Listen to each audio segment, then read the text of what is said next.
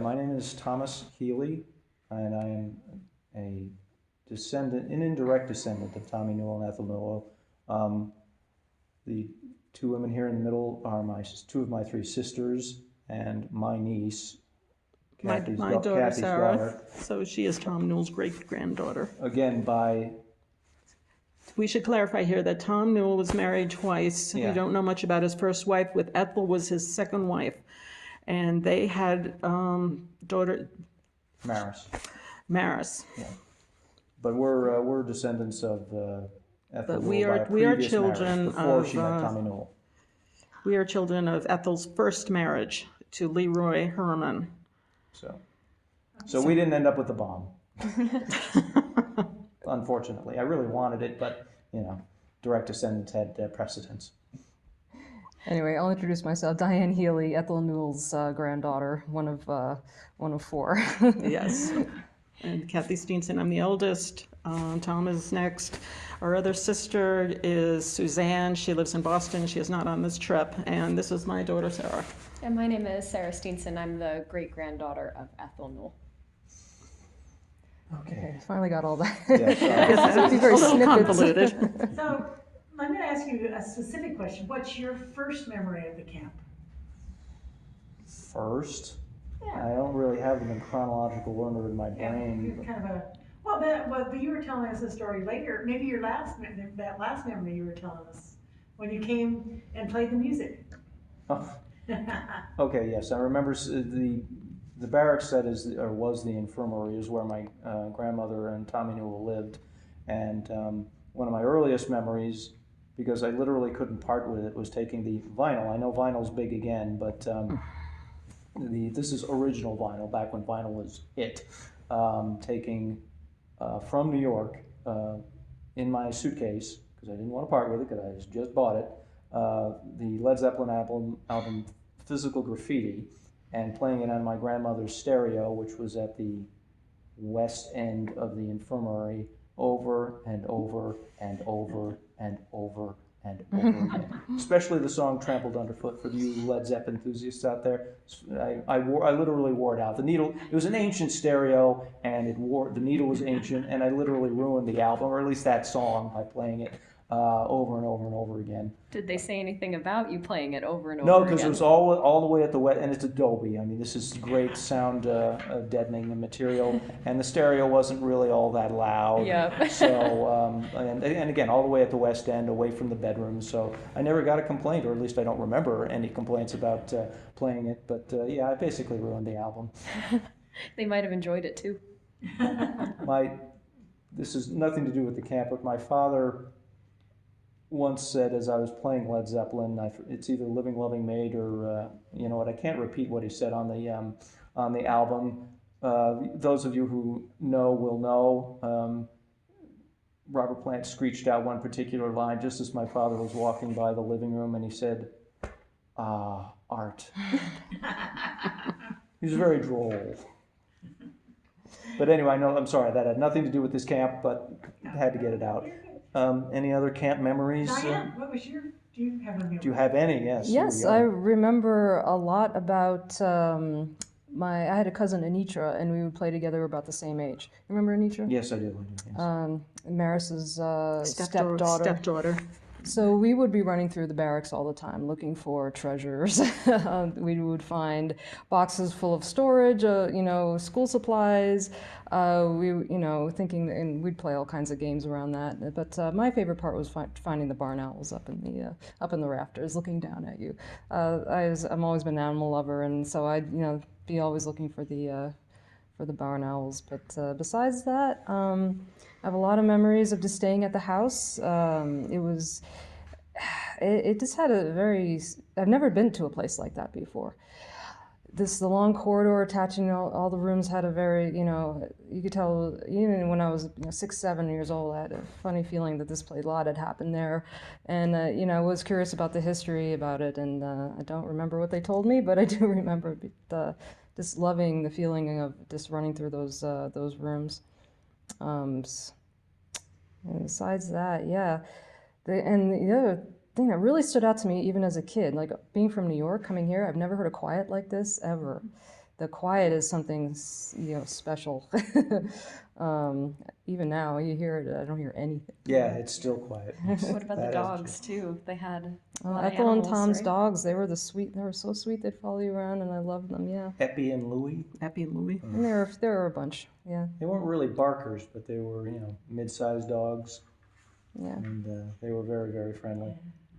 Yeah, it was great fun as a kid, and I didn't like being stashed in that very end bedroom there. So at nighttime when I couldn't sleep, it had that exit door with the ramp, and I would go out and just sneak out and look over the landscape and the twinkling lights and just listen to the quiet, and it was fantastic. Did you go down to the southern end of the quad, Yeah. down there to look out All the across the time. valley? Okay. Yeah. That is a beautiful view. And you did say your father would bring his telescope Yeah. because the Yes. dark Dark skies, yeah. Yes, my father was a big astronomy fan. He ultimately built a domed observatory in Sierra Vista, but before that he had more or less portable telescopes. Is it okay to mention the brand name? Yeah. So, they were Celestron scopes, and first an 8, then a 14-inch diameter. And he would set them up in the quad, so the 4 buildings would act as a windbreak, and he would set up at the northern end of the quad, because from New York we couldn't get the southern southern latitude stuff, further down on the horizon. So he'd have a lower, what's what I'm looking for, a lower horizon if you set up at the north end of the quad. Okay. There was never anything permanent there like a pad or anything like that, but that's where he always would set it up, on the north end of that quad with the infirmary, and so he could get to the best possible view of the southern objects. Great. Kathy. First memory is when we came out here for the Christmas. It was in the mid-70s. I was 12 or 13, and we had a big family gathering. I remember very much the big front room that when you first walked into the house, it was right there. We all gathered there on Christmas morning, and it was a long trip. It was about a 10-day trip, and it was a lot of fun. It was a lot of fun for us kids. Like Tom said, or Diane said, we've never been to a place like this before. Very different from where we grew up. Everything was open and wide and dry, and it's just an amazing place for a young teenager. It was kind of like coming to Mars. It was, you can't see 50 feet. On Long Island, you can't see 50 feet in any direction. And out here, it's just miles and miles and miles. It was unreal. Just like coming into Tucson International Airport on the drive down here, I'd just be like, my nose would be stuck to the window. It was just, still haven't gotten used to it. And now I live here, so it must have had an effect on me. Suzanne told me a story where she and the family were driving up for their visit, and they had just arrived from the airport. And so Suzanne, in her excitement, runs up to the front door to knock on Ethel and Tom's door before my mother could catch up with her. And then Tom came out and said, "Who are you? What are you doing here?" So he thought that she was a neighborhood kid bothering him for some reason. And he had no idea. That's how often we come to visit, I guess. I don't know. Anything else for you? No, not that really that I can remember. I spent summer here back in, it was What either about this. swinging story? Oh, the swing story. Oh, You're swinging on the. Oh, the swing story. The summer I spent here about 3 weeks with Ethel and Tom when I was 13 or 14. It may have been the same year as that big Christmas trip or the year after, I'm not sure. But I was taking gymnastics at the time, and they had a metal railing that went up to the front door. It's still there. And I did a circle on a split circle. And Ethel said to me, "Kathy, you're going to hit your head. You bang your head, be careful." And Tom looked at her and said, "Oh, Ethel, I seen you swinging around that thing on yourself." And I just thought that was the funniest thing. I swung on that thing too. It's irresistible. It was irresistible. I couldn't stay off it. It's just like a gymnastics bar, It's even just now. like it's just like the lower bar, and then for a gymnast, it was a lot of. And it is I'm still gonna there. leave that, right? The bar? Oh, absolutely. Okay, good. And it amazed me when I first pulled up here that is still there. We'll put So a what I historical immediately marker there recognized for you. it. Kathy Healy swung there. Yes. So Sarah, this is Any your other first. stories you remember? No, I could barely cough up the one about the Did you bomb. hear any when you were growing up? Kind of as fourth generation, I only kind of heard the stories as they've trickled down, and there's still stories that I haven't heard about. Like, I hadn't heard the bomb story, so when you guys were talking about it, I was a little confused as to where that kind of came from, but I'm glad that now we can kind of talk about those stories and piece it together, because I don't have a lot of memories of my great-grandparents. I only kind of see them and, you know, kind of hear about them through photographs and family stories and, you know, of course, family jokes. So I think this is great to get to see kind of where your history is. You know, I've always heard about Camp Naco in the abstract, and I've seen some of the pictures from like the 1910s. I've seen some postcards that we have in the family that were written from Camp Naco that are from the 1910s.